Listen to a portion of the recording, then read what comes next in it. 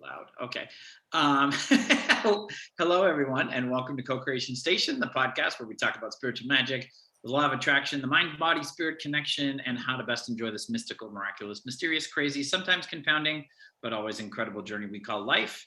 My name is Collin. I'm a musician, teacher, and tarot oracle card reader located in beautiful North Hollywood, California.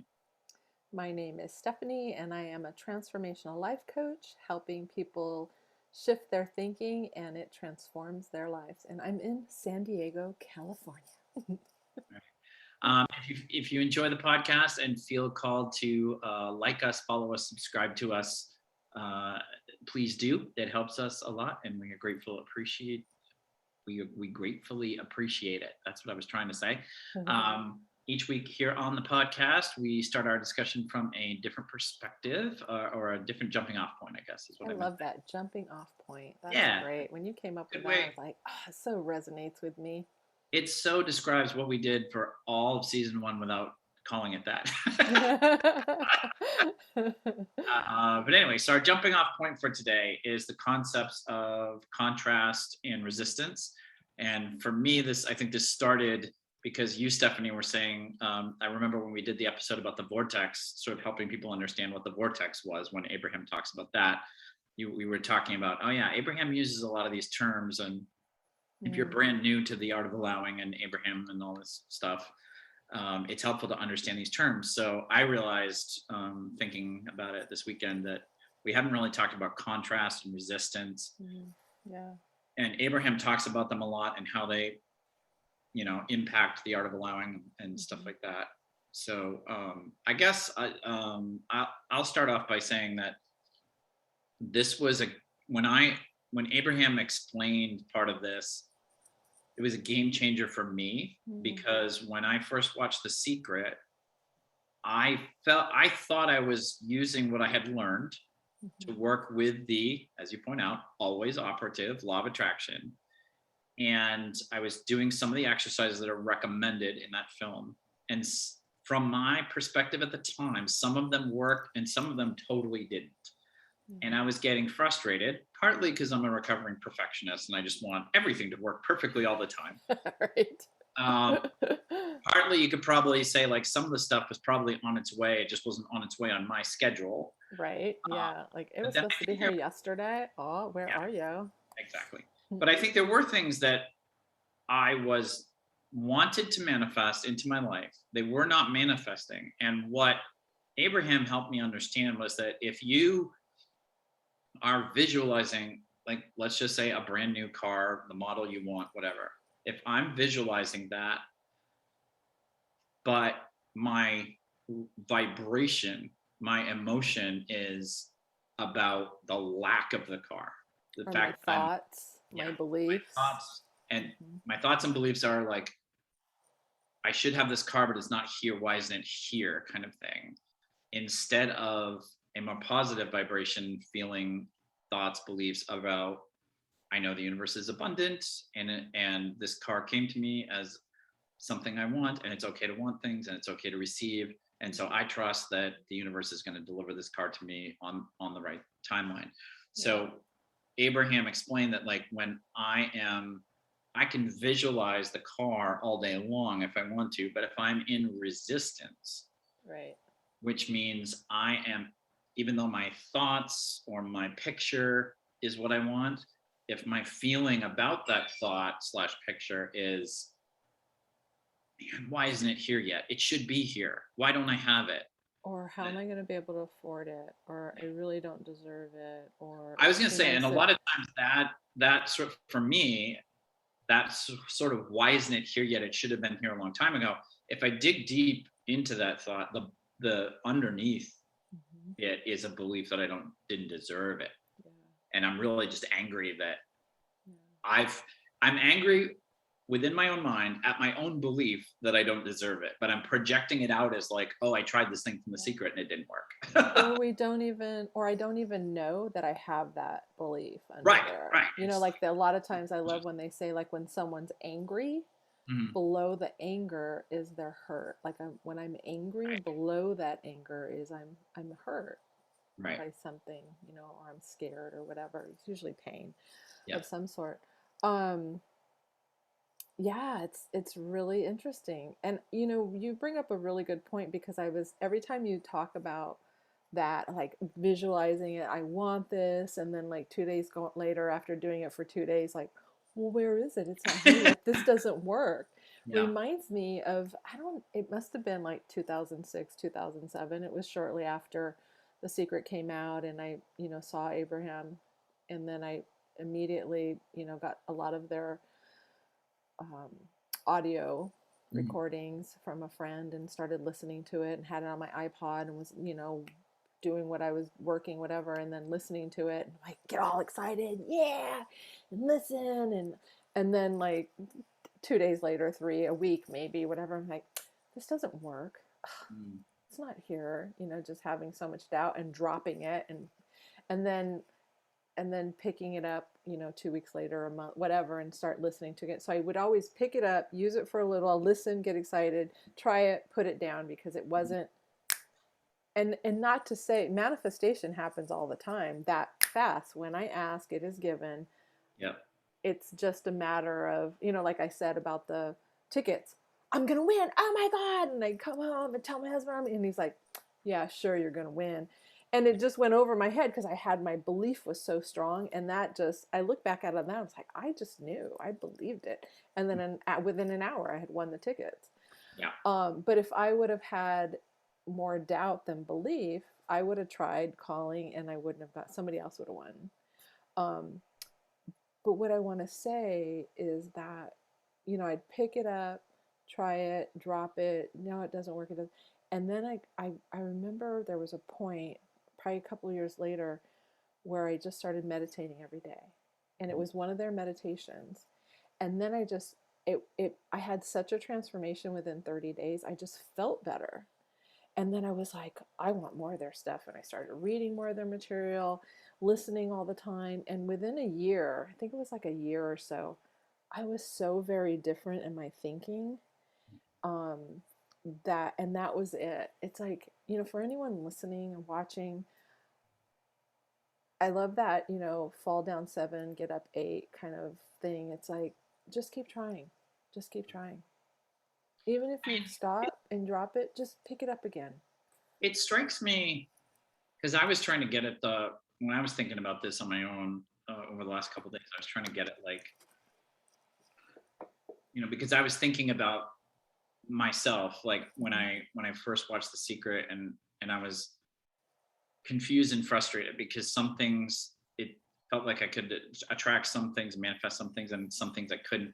And Yeah. to me, it didn't make any sense because in my mind, I was doing the same thing. So, Yeah. Yeah. but it's interesting because so I was thinking like, what's the magical thing about the art of allowing that's like different than everything else in the world? And I'm like, yeah, almost everything in the world works like this. It's like if you want to learn a musical instrument, you're not going to be amazing at it right out of the gate. We all know this. Like um, you have to keep trying, and you're gonna make what our society calls mistakes, which is always weird to me because it's like obviously mistake has this connotation like it's you're doing it wrong, but it's like Or of it's course you're doing it bad. Or it's wrong. bad, right? Yeah, yeah, or yeah, some sort of negative connotation, and it's like, but you're clearly on your way to doing it correctly, and doing it wrong is unavoidable essential part of doing it right eventually. So why are we calling it a mistake? Like why Yeah. are we saying we make so many mistakes when we learn things? But anyway, but I mean that's the So process that's of so most things. juicy. Oh my God. We could just talk about that. But that's the way it is with most things that you try to learn. Yeah, Is like exactly. and the other thing is we all come to I think this is the other thing that confuses some people about the art of allowing and understanding how the law of attraction works all the time is we all come to learn certain subjects, whether it's a musical instrument or the law of attraction, how that works, everything, with whatever we've got going on. So if Right. I have biases, if I have beliefs about things, Yeah. like I don't just those don't just magically go away when I start Mm-mm. studying, listening to Abraham tapes and all this other stuff. It's like if you because I can understand like if somebody for example in their childhood like they had a parent who was very abundant about salary for example like they just always got promoted and And so as a child, they were always around that. Mm-hmm. And then, but the other parent was like really negative about something specific, like you should never spend too much on food or something like that. Yeah. Then when you come to learn about the law of attraction and you start working with it, you practice the art of allowing. You're getting me to Yeah. you start working with the law of attraction to manifest more.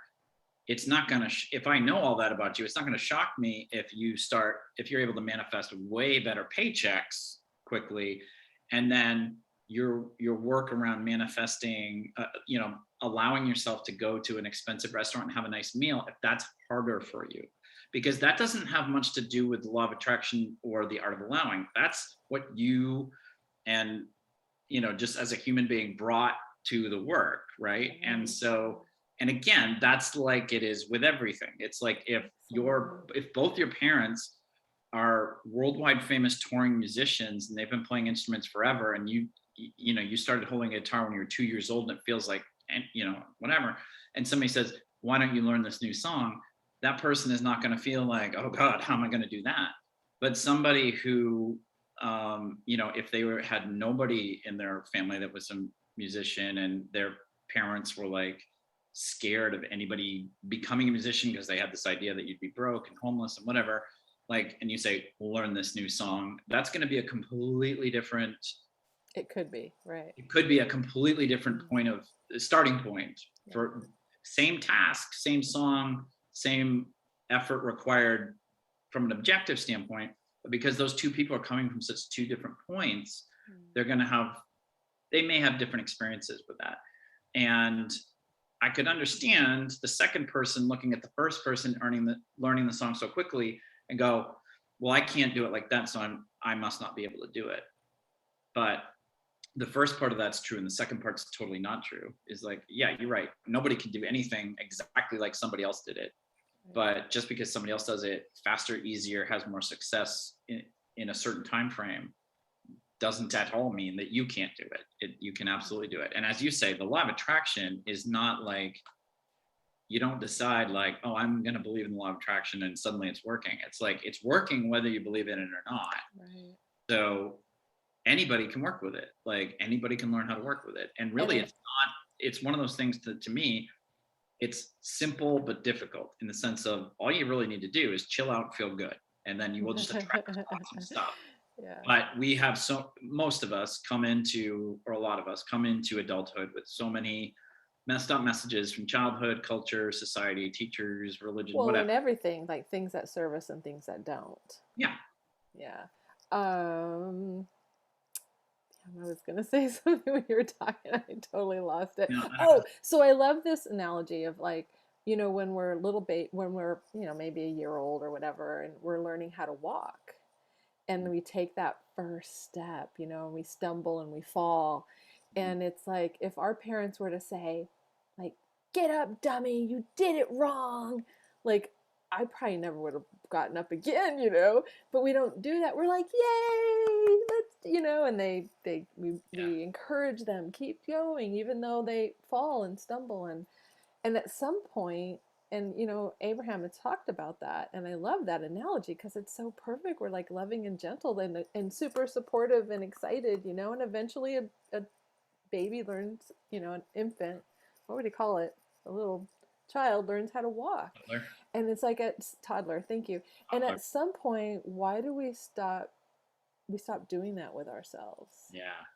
Well, this is my whole thing. We're really spiraling off as we always do. But we are. We're not even talking about contrast. Well, we talk a little bit about resistance. This is my thing of it. I feel like that affects so much in our culture where we just don't treat each other with kindness sometimes because. Well, we don't even treat ourselves with kindness. Yeah.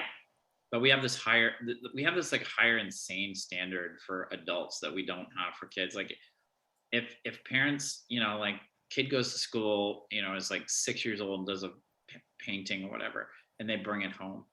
Like parents are just always thrilled. They put it on the refrigerator, healthy parents, I should say,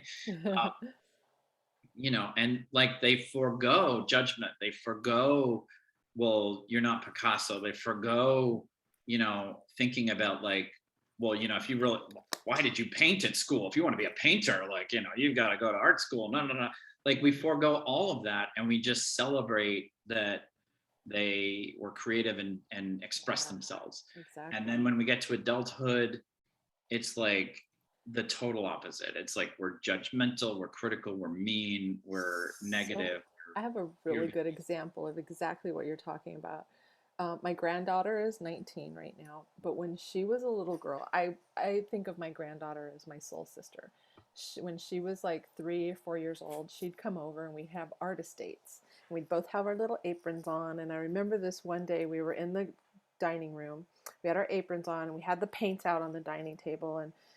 And she was just like, she's just like painting outside the lines. And my inner critic was like, like, I just got chills up my legs, like, oh God. Like, just was like, oh, it's all outside the line. It's like gobbly and like thick. And I didn't say a freaking thing, but internally I was thinking all these thoughts and she was happy as could be. But I remember that experience and now I have her paintings all over. She's an incredible artist. I don't have anything yeah, that I can. I've seen some of her work. Yeah, her work. She's amazing. And had I said some asinine thing to her in that moment, I may have stifled her. Mm-hmm. And luckily I didn't. I noticed my own inner, and so I was able to in the future allow myself to color outside the lines Mm-hmm. and just allow myself to, like, more so than ever before, allow myself to do it perfectly imperfect. But she went on to be this incredible artist. And I think it's a perfect example of that. We just do. When I was in junior high and I took photography for summer school, and I was super excited. We made our own little box camera, and we took pictures, and then we got to go into the dark room and develop them. And I loved the dark room. Oh my God! So I was super excited, and I told my uncle, "Yeah, I'm gonna get into photography," because he, was a photographer. And he said to me, God bless him, and I love him, but he said, it's super expensive to get into photography and to have a dark room. It's really expensive. And he went on, and he just like crushed my little happy soul. Mm-hmm. And so the difference of those, it either feeds us and lifts us up, or it just crushes us. And for some, they can hear that and just be like, yeah, whatever, dude, and move on and go beyond that. But for a lot of us, it has an effect. And we're all walking around with things like that. Yeah, and I think so. When we talk about resistance in terms of the art of allowing, I mean that's something that's a great example of, like, you can come to, because I guess that's what was interesting to me about my journey, um, from the time that I discovered, like, the film The Secret, through the time that I first heard Abraham say the thing about, well, it's not just, thinking of the picture and it Visualizing comes. it, and yeah, right. It's about your vibration, and whether you're free flowing and you're feeling good, or you have resistance going on. Because if you have resistance, you're actually going to prevent the thing from coming while you're doing your visualization. And a And reminder that vibration equals thoughts, and our thoughts so I was are. thinking that our thoughts create feelings, and then Mhm. our feelings are really the vibration, because feelings are energy and vibration is like the measurement of the energy. Is that not your understanding? Well, I'm pretty sure that a thought is a vibration, and a That's true. It's feeling is a impulse in vibration, the but brain. the thought comes before the feeling. Mhm. And so from my notes, I'd have to look back and find them, but I'm pretty sure that the vibration, like a thought emanates a vibration. So I think the thought and the vibration are equal. So we're, Yeah, so I mean that's the weird thing is, so you can actually, I think you're right. It's like it's really the thought that has the electrical impulse to it that is actually your vibration. So it's actually generated by the brain. which the thought creates a feeling. Like I can say, Steph, you're a dumb shit. That produces a feeling. Yeah, Like it makes me feel bad, right? right. Or I can say, Steph, you're a beautiful, amazing woman. That produces a feeling. Right, but so is the law of attraction responding to the thought or the feeling? Both. That's what I was wondering. Yeah. So Yeah. they both create energy. Yeah. And everything is, right? Everything is energy. Right. And so, but the thought comes first, and then the feeling is a response to the thought. Right. And And both are vibrational because everything has a frequency. yeah. And so law of So that's attraction is responding to both, but it responds to the thought first because the thought is first and then the emotion. right. But what was confusing to me, which I feel like Abraham cleared up when she talked about it, it's like it's not just what you're thinking, it's not just the picture in your head, it's the Oh, it's vibration. the feeling too. Yeah, That absolutely. I can actually be thinking the thought, like if we were to write it on a piece of paper, but I'm thinking it. I know I deserve this new car, but that even just that thought, number one, that thought can create a negative feeling Right.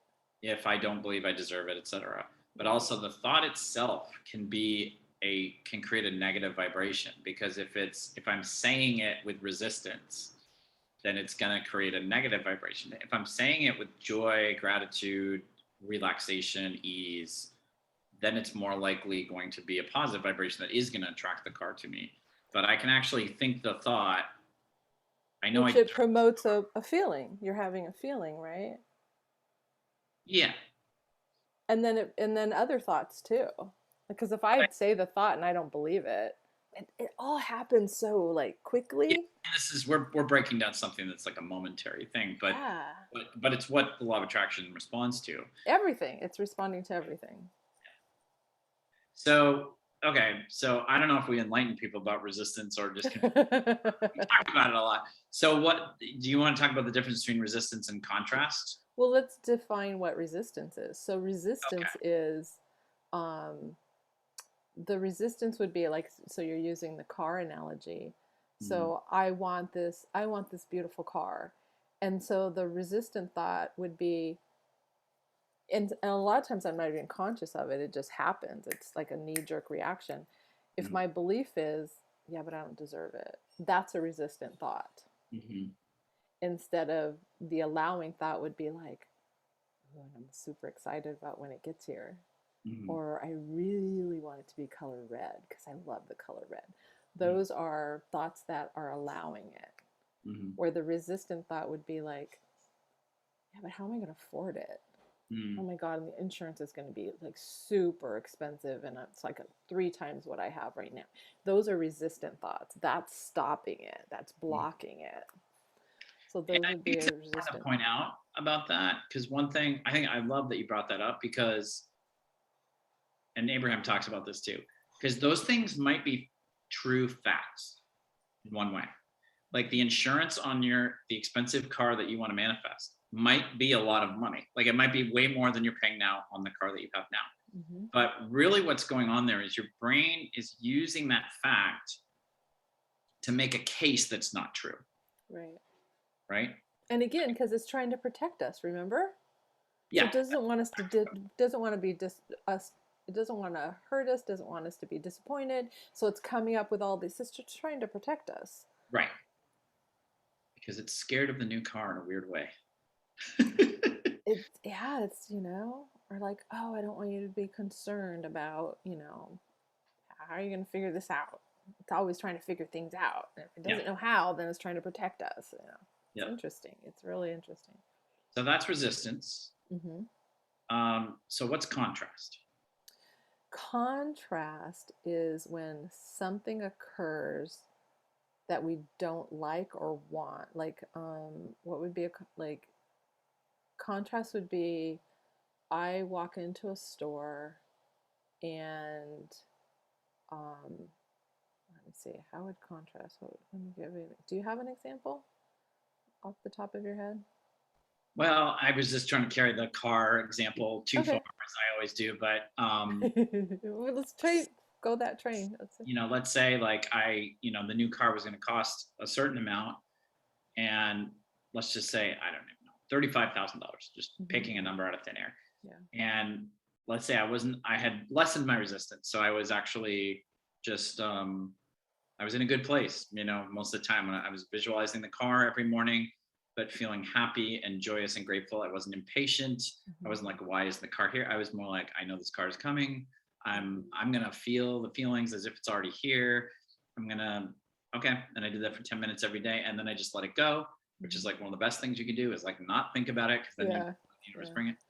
And then I need another $10,000, and so but because I'm doing this work, like I get some weird, something I couldn't have foreseen. I get almost exactly $10,000 in some weird way. Something happens in my life legitimately. I don't rob a bank or anything. Comes without my effort, really. And I'm super excited. I go to the dealership, I have the money, and they're like, oh my God, I'm so sorry, we just sold the last one. And we don't make it anymore. Yeah, that would be contrast. Yeah. And those are the sorts of experiences. If I have a major struggle with the art of allowing today, it's that. And I just had one a few days ago. I had my 5th date with this really wonderful person, and I thought the 5th date went great. And on text messages the next morning, I found out I was alone in that feeling.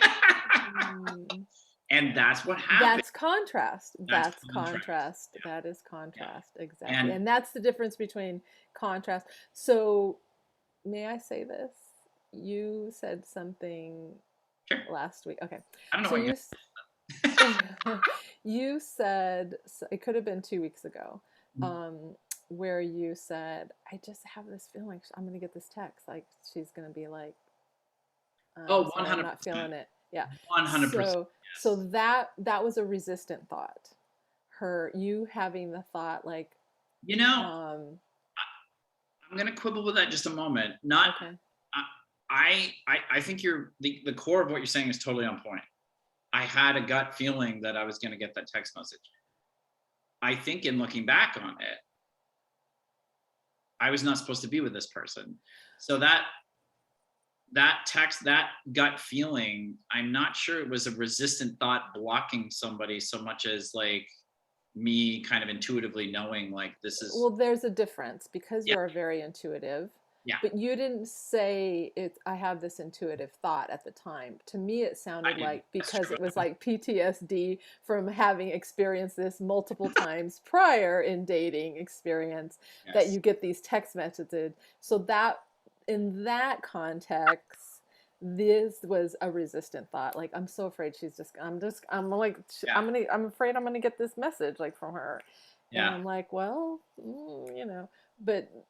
And again, intuition, that gut feeling is one thing, but like these habitual resistant thoughts are a whole different things. And sometimes we have PTSD from like having those experiences multiple times, and it's just like, I'm afraid the other shoe's gonna.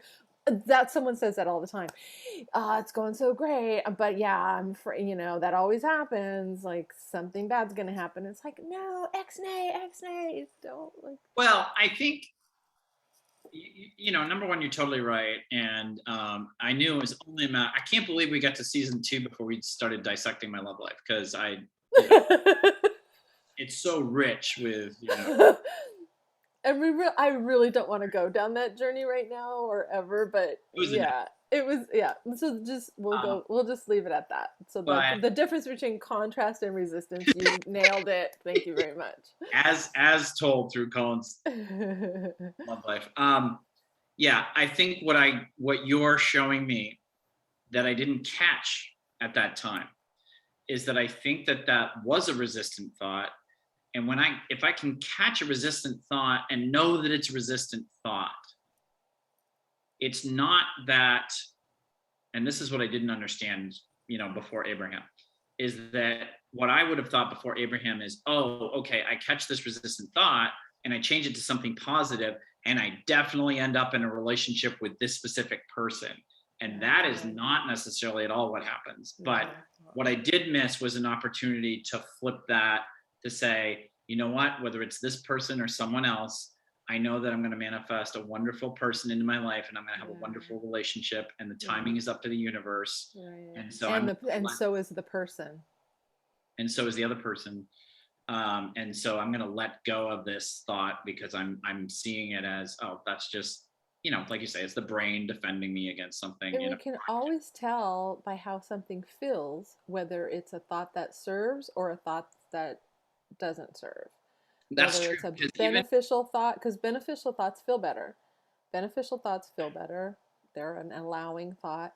And resistant thoughts always hurt in some form, and it's detrimental to my well being. yeah. And it's just like noticing them, noticing how I'm feeling, and then noticing how thoughts feel. Like those examples earlier, like one of them really hurt. I even like paused, like, do I really want to say that? And then the other one felt much better. And Mhm. that's the whole, that's really it. Like, how does it feel? How do you feel right now? Yeah, I A lot think of times that's we're walking around and we don't even know how we feel. it is tricky for me because I feel like my intuition is pretty solid. I don't always Mhm. listen to it as often as I feel like would be good for me, but Yeah. I'm getting better at that. And Mhm. but I think you're right in the sense is if it had been purely an intuitive thought, Mhm. it would have, even though it might have been like, oh, I don't think it's going to work out with this person, it would have felt good in a way because it's like, oh, well, that's helpful information. Like, Right. don't be surprised when you get the text because this wasn't meant to be anyway. But it didn't feel Yeah. like that. It felt bad. It felt like scary and like, Mhm. oh, what if she doesn't like me enough? And then she gives me that text message and I'm going to feel, lonely. Bad And about myself. Yeah. Whatever. yeah. So Mhm. you're right. Yeah. You're right. It was, you could tell by backtracking how I felt Mhm. as a result of that thought. You're right. It was And resistant. that's what I could hear too. Is I could hear it just sounded like, oh, because this has happened so many times before. I just know it's going to happen again. Did you point that out at the time and I just didn't listen I to well, I said we didn't go into great detail, but I just said, it? dude, like, Should have gone knock it into detail. off. But again, I think it's really good to point out like when it's an intuitive thought, when it's like, and a Yeah. lot of people refer to it as like, I just had that gut feeling, Yeah. and a lot of times I've heard people say, probably myself too, is afterwards going, and I just had this feeling too, and I ignored it. Like Mm, that's, it happens a lot, is I ignore it. It's like, it's I think that's one of the wonderful things about learning how to love ourselves and like mm, honor ourselves and have connection with God, spirit, whatever, our spiritual beliefs are, is like trusting that feeling is it's like a direct, I always think of intuition as a direct link. My intuition is a direct link to spirit, like, mm. communication. And for me, meditation has really strengthened that connection. I remember years ago getting this spiritual reading from a psychic, and she said, I was in my 20s, she goes, "You're a really intuitive person." And I'm thinking, no, I'm not. I'm like, well, I'm not. And I look back at that now, and I so am now. And sometimes I doubt that I am, but I have friends who are very spiritual, and they say, you are very intuitive. I'm like, oh, So how? Well, I guess we just defined it because part of me is like, well, that's really important. It's really important to know whether my intuition, if I hear a thought from my mind, it's really important for me to know, is that my intuition, which always has my highest good, as its goal, always. or Yep. is that like, kind of a wolf in sheep's clothing? Is that a resistant thought trying to masquerade as, or Ooh, just, do you even think your thoughts are like that? oh yeah. Oh, I have I lots of thoughts don't. that are back doors to, Okay. other stuff. Yeah. No, Okay. I mean it's like Well, yeah, something we were talking just sort of about like I earlier can sort be of really tricky. Yeah, just yeah, to it's more just what I was talking about earlier is like there's a deep in what you were saying, a deeper thought that's more painful, and then there's like this other thought that's on top of it that's easier to hear, but it still has this agenda of whatever's going on underneath. So that's more what I'm talking about. But yeah, so I guess like really like our intuition will almost, I think the word I want to feel or I want to use to describe it is it feels right. Like when I hear a thought and it feels like my intuition, it feels like, yeah, that's what I need to do. And it feels like I'm in alignment with who I am and yeah. it aligns with my values and my Mhm. understanding of my higher power and all that kind of Yeah. stuff. Yeah. And if there's a resistant thought, it just whatever the root, I end up feeling lousy. So that's a really clear way of knowing like what's the difference between your intuition and this is what gets me is like I've talked to people, sometimes I'll talk to people and I try not to be I mean, I want to be a messenger of this stuff, this knowledge, but I also don't want to push it on anybody, because it doesn't, if somebody's not ready for it, it doesn't work I anyway. know, I used to do that a lot. But you know, I still have that moment sometimes where I want to start preaching, you know, Yeah. and somebody will just be like, oh, I could never get a job in that field, it's way too competitive. And I just am sort of like, I might say something that's like really gentle and not trying to mess with them, but just be like, well, I don't know, like, you know, technology is changing a lot of stuff. Like maybe it's different nowadays. And they'll say something like, no, I know in my gut, there's no way I could get a job there in that field. And I'll be like, that's mistaking resistance for your intuition. That person is labeling what is really a resistant thought, which is just a learned belief of lack and deprivation and I don't deserve and all that stuff. But they're branding it as like, well, I know it in my gut. And I was like, yeah, your gut is your friend. Your gut is always working for your greatest good. So your gut's not going to say like, this thing you really want that would make you really happy, don't go for it. That's always going to be like your lizard brain doing something. Your intuition might say, don't go here, but that's because it senses ahead of you that like, that's not right for you. And again, it's not going to make you feel bad. It's going to be like, if I have really interpreted that thought from a intuitive standpoint, I would have been like, oh, thank you. Like, this is a nice person, but yeah, I don't feel like it's going to work either. If I'm honest. And so this is important information. Maybe I should write the text tomorrow morning, or if I get it from her, it's going to be the right thing. And I can feel good about it. Yeah, exactly. Awesome. Okay, so I know we went into a lot about resistant thoughts, and hopefully we did cover the contrasting thought a little bit. Yeah. So and either one of them, they're both not bad. You know, there's no good, bad, right, or wrong. It's just information. And so, like with I love what Abraham talks about with contrast. Contrast is we need it because it helps us get to more. And so I can't know what I want until I know what I don't want. And so I think we could do another episode on just contrast. I think what I realized is like we covered resistance really well, and we got into the thing about the difference between resistance and intuition, which I think is really important. Well, cool. I guess we have our next episode. Next week on Co-Creation Station. Here we go. I mean, we're getting better at this, that we get the topic. I think so. We was in the flow. Picking up the closing script here. We'll wrap this up. So thank you so much. We hope you enjoyed this episode of the Co-Creation Station with Collin and Stephanie podcast. If you feel called to like this episode, video, subscribe to us, follow us, whatever the platform you're listening to or watching us on allows you to do, we would gratefully appreciate it. If people want to find you, Stephanie, on the interwebs, where would they go? www.powerinjoy, powerinjoy.com. I have a free 30-minute discovery session for you.